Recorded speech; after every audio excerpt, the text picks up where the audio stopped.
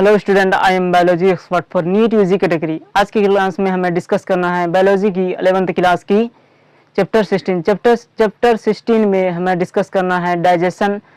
Chapter 16 में हमें discuss करना है डाइजेशन एंड एब्जॉर्प्शन। अब डाइजेशन एंड एब्जॉर्प्शन में हमने क्या डिस्कस कर लिया है इससे पहले, और हम आज की पार्ट में, आज जो पार्ट है आपका लेक्चर क्या है, 5 है, लेक्चर 5, जिसमें हमने बहुत सी डाइजेशन एंड एब्जॉर्प्शन में बहुत सी चीज़ें डिस्कस कर चुके हैं। आप मेरे ही चैनल पर, इसी चैनल पर क्या लेक्चर प्रोवाइड कराया जा चुका है, आप इसी चैनल पर जाकर देख सकते हैं और अंडरस्टैंड करके फिर दोबारा बाद में इस क्लास को लगाइए तो ज़्यादा आपको समझ में आएगी, समझे? तो नहीं तो क्या होगा, ये सारी की सारी पॉइंट ऊपर से जाएगी। पिछली लास्ट क्लास में हमने डिस्कस किया था डाइजेस्टिव ग्लैंड में सलाइवरी ग्लैंड। क्या डिस्कस किया था? Salivary gland. अब सलाइवरी ग्लैंड के बाद कौन सा ग्लैंड आता है? सलाइवरी ग्लैंड के बाद इसोफेगस में तो कोई ग्लैंड से नहीं होता है, आपको पता है, पिछली क्लास में ही बता दिया है। इसोफेगस में कोई ग्लैंड नहीं आता, तो इसोफेगस के बाद कौन सा पार्ट आता है आपका? ऑर्गन। कौन सा ऑर्गन आता है? इसोफेगस की बात करें तो डायरेक्ट कहाँ आता है? स्टमक में तो ऑब्वियसली कोई ना कोई ग्लैंड जरूर होगा, जरूर है। वो कौन सा ग्लैंड है? वो है आपका गैस्ट्रिक ग्लैंड। कौन सा ग्लैंड? Gastric gland. अब गैस्ट्रिक ग्लैंड्स के बारे में ही आज की क्लास में डिस्कस करेंगे। We will discuss about gastric gland. Gastric gland, जो बच्चे मुझे नहीं जानते हैं, my name is Mohammad Rahim, जो कि which is 2 years experience on YouTube class. तो एक्सपीरियंस बहुत है।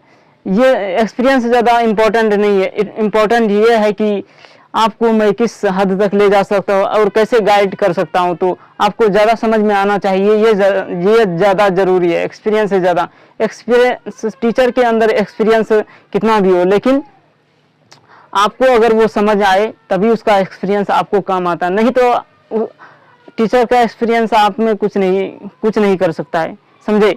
तो ज़्यादा बातें ना करते हुए मैं ज़्यादा कहानियाँ नहीं सुनाऊंगा। चलो अभी मैं क्लास को स्टार्ट कर दिए देता हूँ। चलो, so we are going to start digestion and absorption.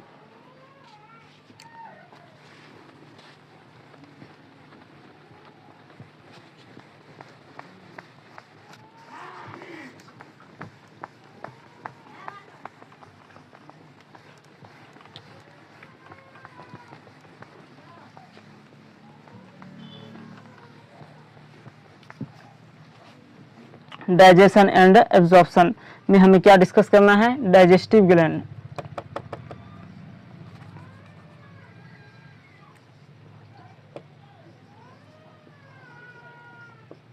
Digestive gland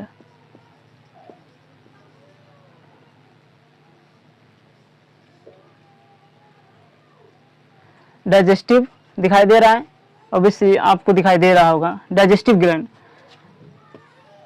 gland में कौन सा ग्लैंड हमने डिस्कस कर लिया था पहले, लास्ट क्लास में हमने ही डिस्कस कर लिया था कि सलेवरी ग्लैंड्स क्या होता है। सलेवरी ग्लैंड्स के बाद जो कुछ उसमें कुछ मतलब बच गया था, कि डाउट बच गया था, वो डाउट हम बता देता हूँ कि मतलब मैंने क्या बताया था कि पैरोटिड और सबलिंगुअल, सब मैक्सिलरी और सब पैरोटिड, सब मैक्सिलरी और सब मैंडिबुलर और सबलिंगुअल, इन सब में से इन तीनों में से आउट ऑफ 3 ग्लैंड्स, इन तीनों में से सबसे ज़्यादा जो सलेवा सिक्रेट करता है वो कौन करता है? वो सब मैंडिबुलर।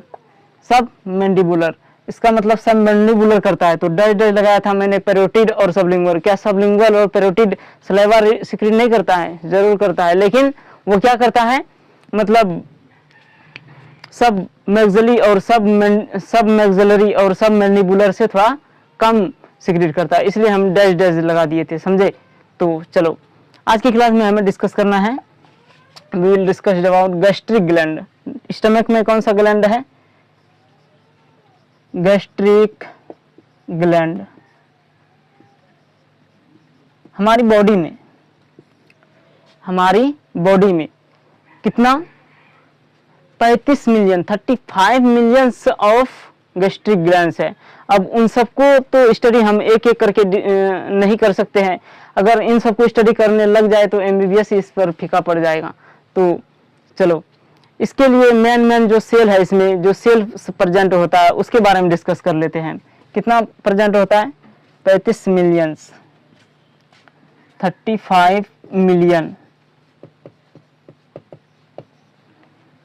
35 मिलियंस इसमें जो सेल है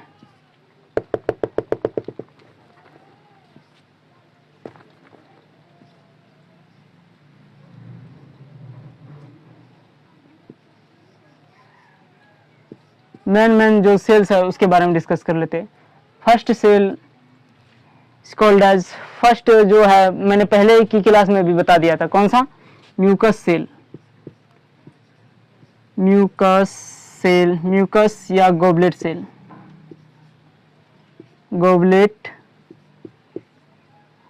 गोबलेट सेल। ये क्या करता है? It secrete, they will secrete mucus.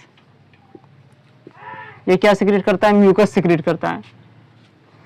दूसरा आपका ओपी यानी कि oxyntic, OP cell, oxyntic cell, oxyntic या पेराइटल, ऑक्जेंटिक और पेराइटल सेल, ऑक्जेंटिक या पेराइटल सेल। अब ये क्या सिक्रीट करता है? ये सिक्रीट करता है HCl। क्या सिक्रीट करता है? HCl। दो चीजें ये सिक्रीट करता है, एक हो गया HCl, एक हो गया CIF। CIF यानी कि कैसल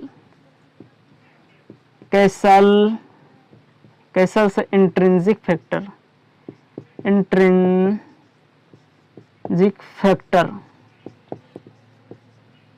कैसल से इंट्रिंसिक फैक्टर ये करता है सिक्रीट।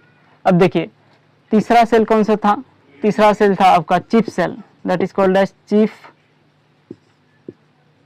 चलो ये भी दिखाई नहीं दे रहा होगा, इसको भी ब्लैक से लिख लेते हैं। म्यूकस गोबलेट,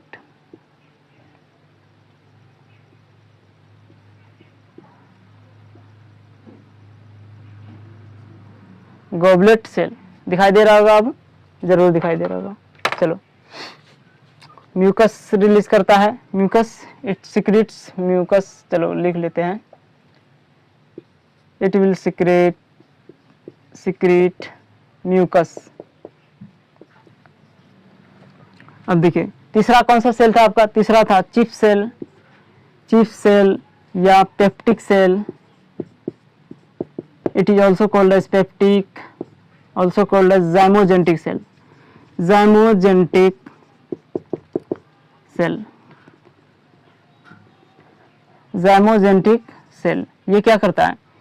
zymogentic सेल क्या करता है? ये रिलीज करता है एंजाइम। क्या रिलीज करता है? एंजाइम। कौन सा एंजाइम? पेप्सिनोजन। एक हो गया आपका पेप्सिनोजन,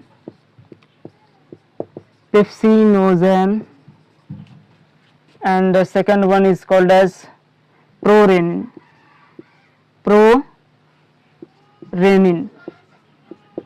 ये जो पेप्सिनोजन और प्रोरेनिन है इसमें कुछ दिखाई दे रहा है। जहां भी आपको ओजन दिखाई दिया तो ये ओजन और ये आपको प्रो दिखाई दिया तो ये क्या है? कौन सा एंजाइम है? ये आपका इनएक्टिव एंजाइम है। क्या है? इनएक्टिव। तो इसको ये क्या है? प्रो एंजाइम है, that is pro enzyme. Pro enzyme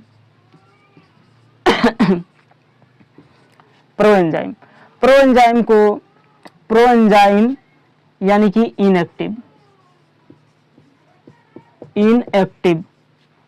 हो गया। अब देखिए ये इनएक्टिव है, इनएक्टिव को यानी कि इन पेप्सिनोजन को और प्रोरेनिन को एक्टिव करने के लिए कौन आता है? कौन रिस्पॉन्सिबल है? इसके लिए पेप्सिनोजन और प्रोरेनिन में एक्शन करने के लिए, पेप्सिनोजन और प्रोरेनिन के ऊपर एक्शन करने के लिए ये HCl आता है। कौन आता है? HCl। तो आगे अभी थोड़ी देर में डिटेल में इसको समझेंगे। तो ये है आपका पेप्सिनोजन। ये जो आपका एंजाइम है पेप्सिनोजन और प्रोरेनिन, ये दोनों एंजाइम क्या है? Pro enzyme. ये है आपका प्रोटीएज, प्रोटीन डाइजेस्टिंग एंजाइम। क्या है? Protein digesting enzyme. तो ये that is called as protease. इसको हम क्या बोलते हैं? प्रोटीएज। कार्बोहाइड्रेट डाइजेस्टिंग एंजाइम को हमने लिखा था कार्बोहाइड्रेज। प्रोटीन डाइजेस्टिंग एंजाइम को हम लिखे हैं प्रोटीएज, यानी कि ये प्रोटीन को डाइजेस्ट कर सकते हैं और किसी को डाइजेशन नहीं कर सकते हैं। अब देखिए, क्या आपका प्रोटीन का डाइजेशन बकल कैविटी में हुआ? नहीं हुआ। इससे पता चलता है कि आपकी बकल कैविटी में किसका? प्रोटीन का डाइजेशन नहीं हुआ। डायरेक्ट कहाँ हुआ प्रोटीन का डाइजेशन? आपका स्टमक में आकर हुआ। लेकिन स्टमक में क्या? स्टमक में जो डाइजेशन हुआ आपका प्रोटीन का, क्या आपका कार्बोहाइड्रेट का डाइजेशन स्टमक में हुआ? नहीं। उसमें अगर बकल कैविटी में कार्बोहाइड्रेट का होता है तो स्टमक में कार्बोहाइड्रेट का नहीं होता है। स्टमक में ओनली किसका डाइजेशन होता है? प्रोटीन का, क्योंकि इसके पास ही क्या है? प्रोटीएज, यानी कि प्रोटीन डाइजेस्टिंग एंजाइम। समझे? अब आते हैं हम कि ये सबका, इसका तो मतलब इसका तो फंक्शन पता चल गया कि HCl सिक्रेट करता है, CIF सिक्रेट करता है, पेप्सिनोजन सिक्रेट करता है, प्रोनिन। लेकिन इसका क्या फंक्शन है? इसका फंक्शन है secrete, it will secrete mucus. क्या करेंगे ये? सिक्रेट म्यूकस सिक्रेट करेंगे। अगर ये म्यूकस सिक्रेट करेंगे, क्या इसका एक ही सिर्फ म्यूकस सिक्रेट ही काम करना है? नहीं, इसका एक और काम है। क्या काम है? जैसे आपका क्या था, ये आपका, ये तुम्हारा स्टमक था, यहाँ पर क्या है? बहुत सारे क्या है? सेल्स है। बहुत सारे सेल्स प्रेजेंट होता है। कौन सा सेल? गैस्ट्रिक ग्लैंड्स का सेल। कौन सा सेल? गैस्ट्रिक ग्लैंड्स का सेल। इन सेल को एसिडिक मीडियम, ये HCl जो एसिडिक मीडियम जो रहता है, HCl का एसिडिक मीडियम, वो इसको क्या कर सकता है? मतलब इसको इनएक्टिव कर सकता है, इसको तोड़ सकता है। इसीलिए इसको प्रोटेक्ट करने के लिए ये जो म्यूकस सेल प्रेजेंट होता है, म्यूकस की एक लेयर बना लेती है अपना, इसको प्रोटेक्ट करने के लिए। दूसरा काम यह हो गया, बता दिए दूसरा फंक्शन। अब देखिए, अब हम डिस्कस करेंगे कि HCl का क्या, HCl ये जो सिक्रेट करता है OP सेल, और CIF कैसल इंट्रिंसिक फैक्टर जो सिक्रेट करता है, इसका क्या फंक्शन है हमारे बॉडी में। तो चलो इसको नोट कर लो, फोटो खींच लो एक बार।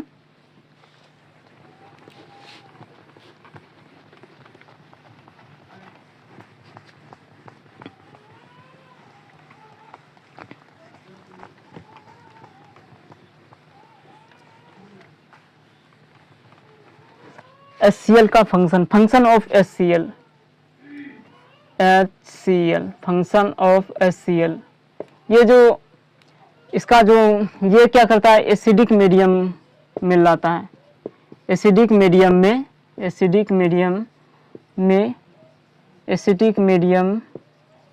करता है किसका? स्टमक में एसिडिक मीडियम करता है।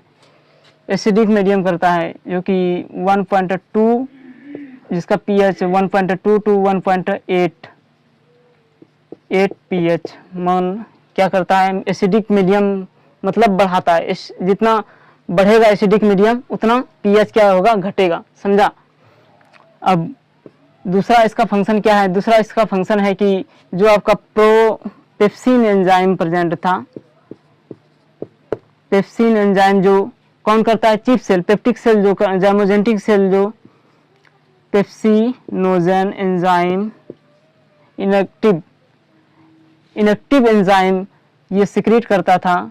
कौन? ऑक्जेंटिक, पेप्टिक ऑक्जेंटिक, या फिर चिप, कोई सा भी नाम बोलो, हम पहले बोलेंगे चिप सेल जो पेप्सिनोजन इनएक्टिव एंजाइम सिक्रेट करता है, इसको ये क्या करता है? इस पर ये एक्ट करके ये इसको बना देता है पेप्सिन, एक्टिव कर देता है इसको, इस पर एक्शन करके ये इसको एक्टिव कर देता है, पेप्सिन बना देता है। किस में कन्वर्ट कर देता है इसको? पेप्सिन में। और क्या फंक्शन है इसका? और फंक्शन है, और कौन सा एंजाइम चिप सेल कौन सा और एंजाइम सिक्रेट कर रहा था? और एंजाइम निकाल रहा था, कौन सा, प्रोरेनिन।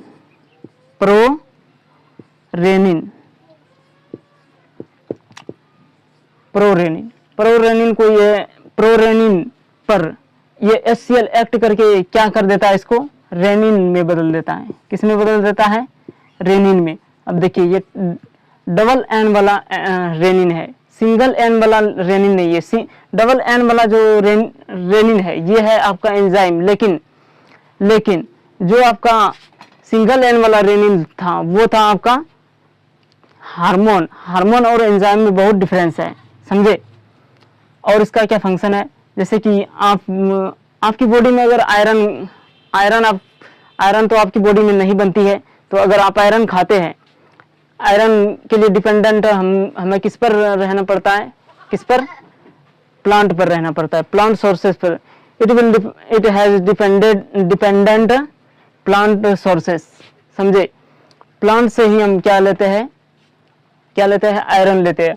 अगर हम प्लांट से आयरन लेते हैं तो ये आयरन या प्लांट्स या जूस, कोई भी आयरन जूस पी लिए, उससे आपका आयरन जो आता है आपकी बॉडी में वो Fe3 पॉजिटिव आयरन होता है, Fe3 पॉजिटिव। लेकिन हमारी जो बॉडी है Fe3 पॉजिटिव के फॉर्म में इसको एब्जॉर्ब नहीं कर सकता है, इसको एब्जॉर्ब करने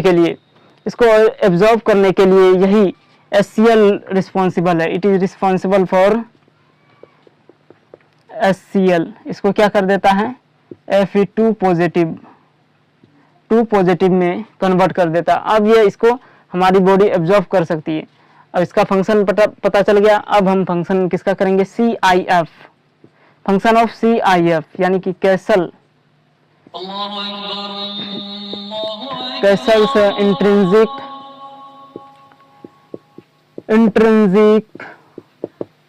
फैक्टर, कैसल से intrinsic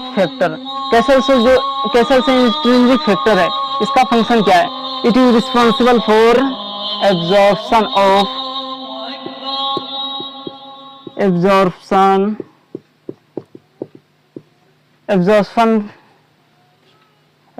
of vitamin B12, vitamin B12 का एब्जॉर्प्शन करने के लिए कौन रिस्पॉन्सिबल है, CIF रिस्पॉन्सिबल है। अब ये जो CIF है, अगर इसकी कमी हो जाए हमारी बॉडी में, देखिए कमी किसमें होता है, जो कि वेजिटेरियन होता है, लेकिन जो नॉन वेजिटेरियन, उसमें विटामिन B12 की कमी कभी नहीं होती है, समझे। तो जो वेजिटेरियन है उसमें विटामिन B12 की कमी होती है, और जो नॉन वेजिटेरियन है वो नॉन वेज खाता है तो विटामिन B12 उसके अंदर कभी कमी नहीं आती है। अगर विटामिन B12 की कमी आ जाए तो डेफिशिएंसी ऑफ, क्या बोलते हैं उसको, deficiency of vitamin B12, that is called as pernicious anemia, that is called pernicious anemia।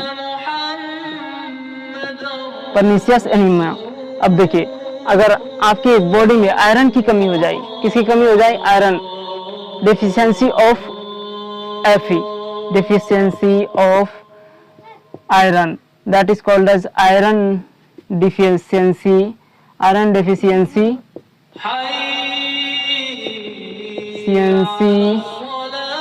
anemia,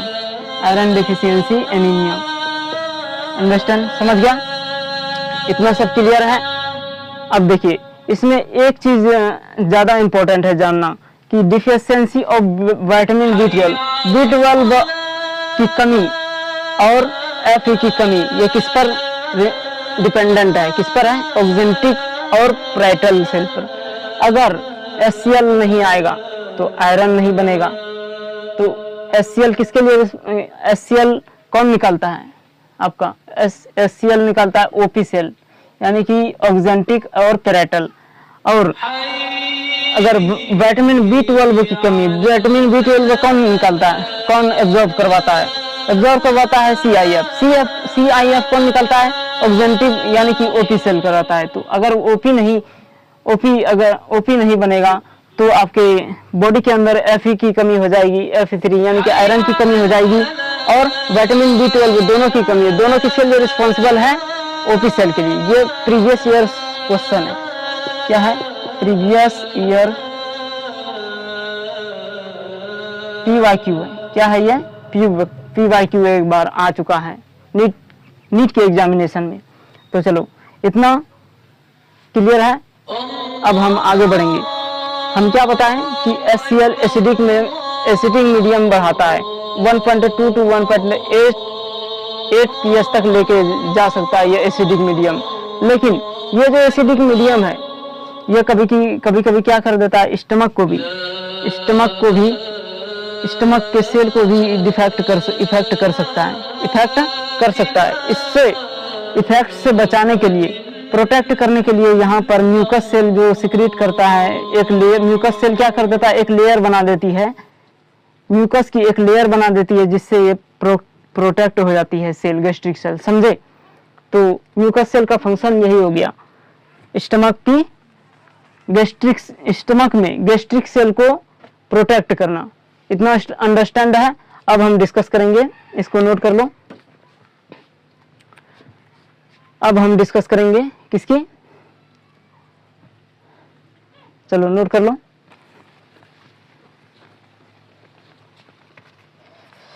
अब हम स्टमक के बाद कौन सा पार्ट आता है आपका एलिमेंट्री कैनाल में, इंटेस्टाइन आता है।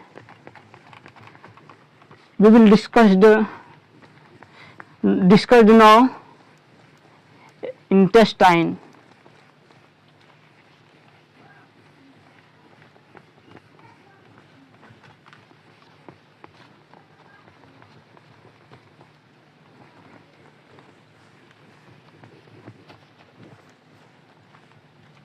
We will discuss now intestine. Intestinal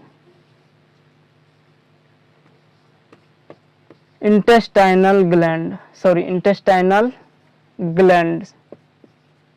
stomach gland पढ़ लिए। अब आता है intestinal glands.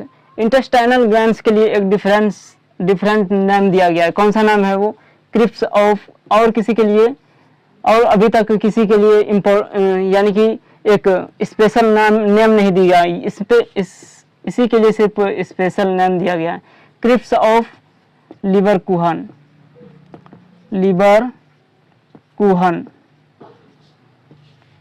Cripps of Lieberkuhn. देखिए ये आपका इंटेस्टाइन का सेल, म्यूकोसा के सेल, ये खाई लाइक स्ट्रक्चर बनाती है। क्या बनाती है, खाई लाइक स्ट्रक्चर। ये यहाँ से ये इस तरीके से खाई लाइक, ये स्मॉल इंटेस्टाइन बिल्ला लाइक स्ट्रक्चर बना के यहाँ पर एक खाई बना देती है। क्या बना देती है, खाई यानी कि डिच्चे, खाई, क्या, डिच्चे। यहाँ पर इस तरीके से प्रेजेंट होता है ये खाई। इस ट्यूबुलर पार्ट को, this tubular part is called as crypts of Lieberkuhn. Crypts of Lieberkuhn. ये जो क्रिप्स ऑफ लिवर कुहन है, यही ट्यूबुलर पार्ट क्या करता है, इंटेस्टाइनल जूस सिक्रीट करता है। इंटेस्टाइनल जूस सिक्रीट करता है। इंटेस्टाइनल जूस में क्या, इसी इंटेस्टाइनल जूस को हम बोलते हैं सक्कस एंटेरिकस, इसीलिए हम इस पेन से नहीं लिखते हैं, चलता ही नहीं है। सक्कस एंटेरिकस,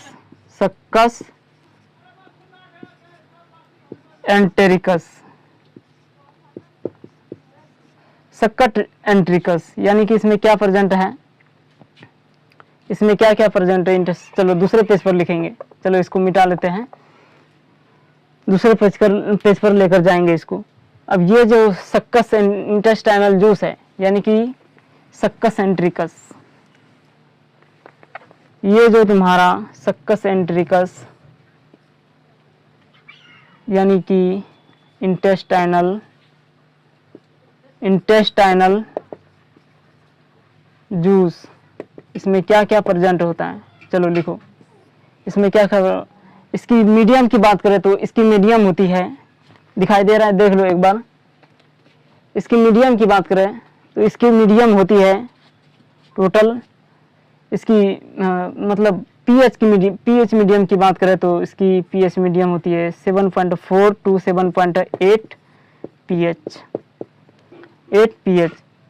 इसमें वाटर भी प्रेजेंट होता है, और क्या प्रेजेंट होता है, इसमें म्यूकस भी प्रेजेंट होता है, साथ ही साथ इसमें एंजाइम, बहुत सारे एंजाइम प्रेजेंट होते हैं। एंजाइम, कौन सा एंजाइम है, सुक्रेज, मोल्टेज और लेक्टेज, ये तीनों क्या है आपका कार्बोहाइड्रेट डाइजेस्टिंग एंजाइम। क्या है, कार्बोहाइड्रेट को ये डाइजेस्ट कर सकता है। और दूसरा है आपका एंटेरोकाइनेज,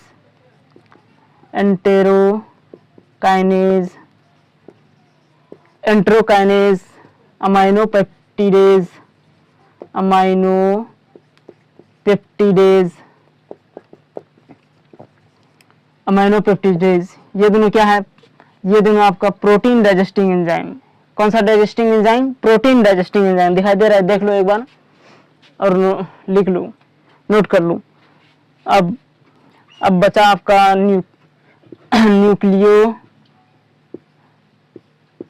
न्यूक्लियोसाइड, चलो यहाँ सामने में लिख लेते हैं, न्यूक्लियोटाइडेजेज और लास्ट है आपका lipase, lipid protein digesting enzyme. कौन सा है, लाइपेज। ये दोनों है आपका nucleic acid protein digesting enzyme, protein digesting नहीं, न्यूक्लिक एसिड डाइजेस्टिंग एंजाइम। ये है आपका फैट डाइजेस्टिंग एंजाइम, फैट यानी कि लिपिड डाइजेस्टिंग एंजाइम, फैट। समझे, इतना सा क्लियर है। आज की क्लास में बस इतना ही, मिलते हैं अगली क्लास में। इसका नोट्स रिवाइज कर लेना, और एक बार में क्लास समझ में नहीं आए तो इसको दोबारा देखना, दोबारा भी अगर समझ में नहीं आए तो इसको 3 बार देखना, समझे, और इसका नोट्स रिवाइज करना, और इसका एनसीईआरटी पढ़ना, और PYQ लगा के देखना, एक भी क्वेश्चन से नहीं छूटेगा, मेरा दावा है आपसे। So we are done this session, तो मिलते हैं अगली क्लास में। Thank you.